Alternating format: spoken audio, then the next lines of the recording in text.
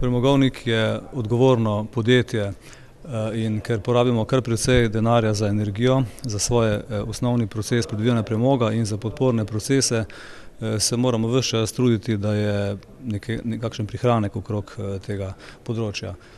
Mi porabimo okrog 3,5% vseh naših odhodkov za energente.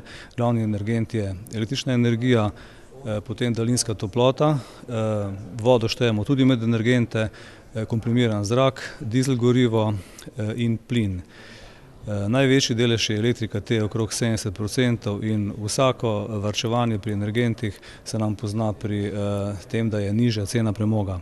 Stremimo k temu, da je cena taka, kot jo moramo doseči, to je okrog 2,25 evra in vsako leto smo bolj uspešni, specifična poraba energije je vedno nižja vsako leto, tako da sledimo tem ciljem, ki nam jih je vodstvo premogovnika zastavilo.